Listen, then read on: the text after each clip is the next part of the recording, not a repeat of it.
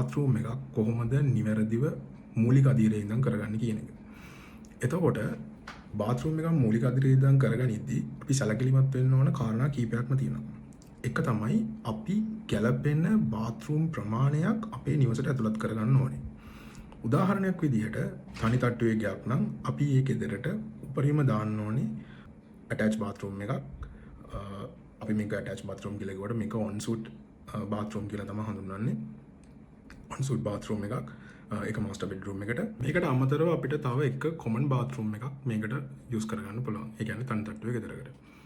මීට අමතරව අපි කතා කරොත් තට්ටු දෙකේ ගෙදරකට සාමාන්‍යයෙන් මාස්ටර් බෙඩ්රූම් එකට ඇටච් කරපු එක ඇටච් බාත්රූම් එකක්, කියන්නේ ඔන්සුට් බාත්රූම් එකක්. ඊට අමතරව එක කොමන් බාත්රූම් එකක් සහ එක පවුඩර් රූම් එකක්. පවුඩර් රූම් එක කියලා කියන්නේ සාමාන්‍යයෙන් කොමඩ් එකක් සහ අපිට පොඩ්ඩක් රිෆ්‍රෙෂ් වෙන්න පුළුවන් විදිහට පොඩි මේ සිංක් එකක් වගේ දෙයක් ඇතුළත් කරලා හදන පොඩි රූම් එකක්. ඒක පවුඩර් රූම් කියලා තමයි හඳුන්වන්නේ. ඒක ෆුල් බාත්රූම් යන විදිහට නෙමෙයි ඔපරේට් වෙන්නේ.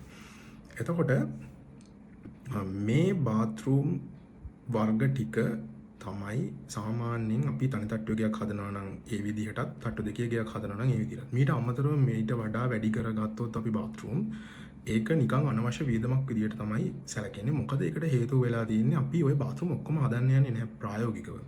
හරි. දැන් අපි ඩිසයින් එකෙන් එළියට එමුකෝ. දැන් අපි රියල් වර්ල්ඩ් එකේ මේ ගේ බාත්රූම් එක හදන්න යන්නේ. මේ ගෙදර බාත්රූම් එක හදන්න යන්නේ.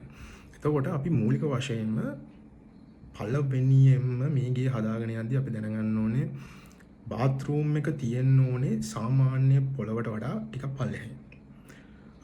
ඒක අපි කොන්ට්‍රැක්ටර් එක ඔයාගේ කොන්ට්‍රැක්ටර් නම් කොන්ට්‍රැක්ටර් නැත්නම් බාසොන් එකක් හරි ඒක ගැන කතා කරගන්න.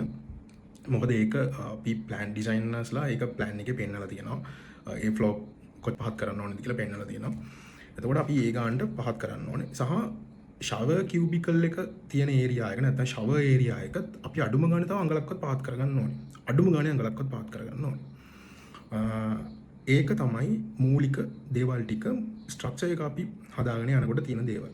ඊට අමතරව අපි උඩ තට්ටුවක තියෙනවා නම් උඩ තට්ටුවෙත් මේ විදිහටම දේවල් බැලන්ස් වෙන්න ඕනේ. මේ විදිහටම දේවල් පොඩි පඩියක් බහලා යන්න තියෙන්න ඕනේ. පොඩ පහලින් තියෙන්න ඕනේ. සහ මේ දෙක තමයි මූලිකම දේවල්. දැන් අපි බාත්රූම් එකේ බේසික් ස්ට්‍රක්චර් එක දැන් ඔන්න හදාගෙන තියෙන්නේ. මෙතනින් එහාට තමයි අපි ගොඩක්ම සැලකිලිමත් වෙන්න ඕන දේවල් ටික තියෙන්නේ. මොකද මෙතනින් එහාට කරන දේවල් ඔයා හරියට නොකළොත් ඒ දේවල් නොකළ ඔයා ෆිටින්ග්ස් වලට පේන්ට් එකට අනිත් මොන දෙයකට වීදම් කරත් වැඩක් නැහැ. ඒ ඔක්කොම වතුර යනවා මේ කියන මූලික දේවල් ටික හරියට කරගත්තේ නැත්තම්. අංක 1 තමයි ඔයා අනිවාර්යෙන් වෝටර් ප්‍රූෆින් එක කරගන්න ඕනේ.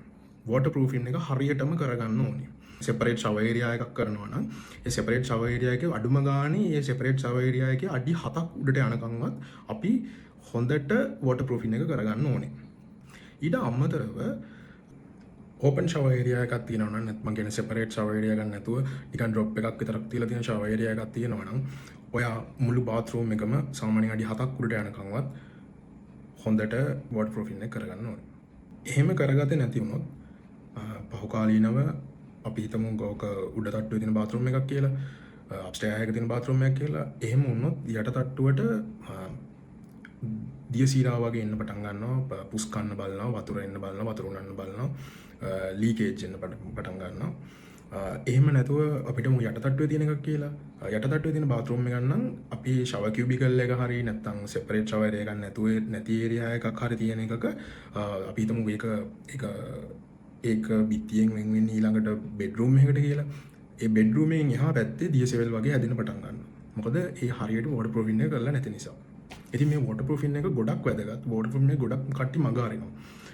මොකද මේ මූලිකවම කරන වෝටර් ප්‍රූෆින් එක අපි මග ඇරලා ඊට පස්සේ ටයිල් උඩින් වෙන විසඳුම් ඇප්ලයි කරන එක කොයිතරම් දුරට සාර්ථකද කියන එක තීරණය වෙන්නේ ඇත්තටම ඒ ප්‍රොඩක්ට් එක මතම තමයි.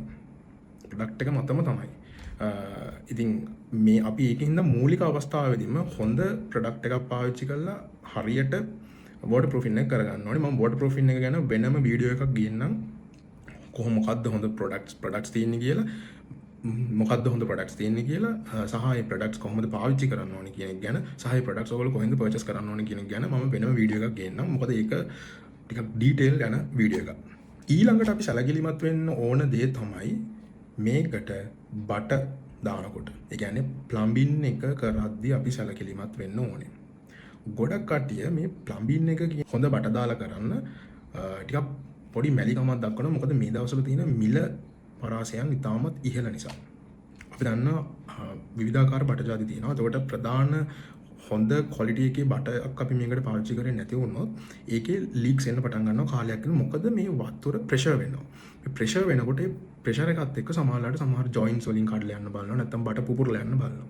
ඒක නිසා හොඳ සර්ටිෆිකේෂන්ස් තියෙන හොඳ බටයක් තෝරලා ගන්න. ඔය කොන්ට්‍රැක්ටර් කෙනෙක් වැඩ කරනවා නම් ඔයාට ඒක තේරුම් ගන්න පුළුවන්. මම මෙතනදී එතන බ්‍රෑන්ඩ්ස් ගැන මුකුත් මෙන්ෂන් කරන්නේ නැහැ. ඔයාගේ කොන්ට්‍රැක්ටර්, ඔයාගේ ඩිසයිනර් එක කතා කරාම එයා මේවට උපදෙස් දෙයි අනිවාර්යයෙන්ම. මේක තමයි දෙවෙනි දේ.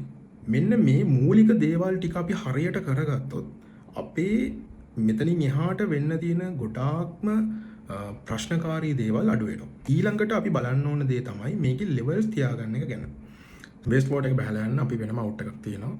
සමහර බාත්රූම්ස් වල මෙන්න මේ අවුට් එක තියෙන තැනට නෙමෙයි මේක ලෙවල් කරලා තියෙන්නේ. එතකොට ස්ලෝප් එකක් නැහැ. ඕපන් ෂවර් ඒරියා එකක් තියෙන එකක වතුර ටිකක් වැටුනොත් ඒකේ වතුර ටික බේස් වෝටර් අවුට්ලෙට් අවුට් එකෙන් එළියට යන්නේ නැහැ. ඒක වෙන පැත්තකට තමයි යන්නේ. එහෙම වුණාම වාට වයිපයි එකක් වගේ යූස් කරලා ඒ ටික අයින් කරන්න වෙනවා. ඒක නිසා මේ ලෙවල් තියාගන්න එක ගොඩක්ම වැදගත් දෙයක්. මේක අපි ගොඩක් මගාරින දෙයක් සහ මම ගොඩක් රිනෝවේෂන්ස් වලට ගියාම මේක දැකලා තියෙනවා.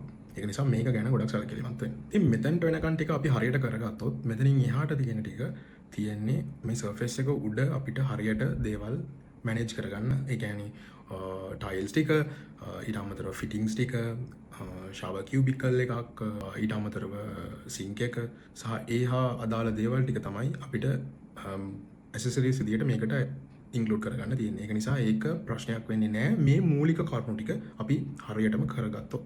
මම මේ මෙතනින් එහාට තියෙන දේවල් ගැන මේකෙදී ඔයාලා කරන තව මොනවද මිස්ටේක්ස් කියලා ඊළඟ එපිසෝඩ් එකකින් මම ඒක ෆුල් ඩීටේල් ඇතුව කියන්නම්.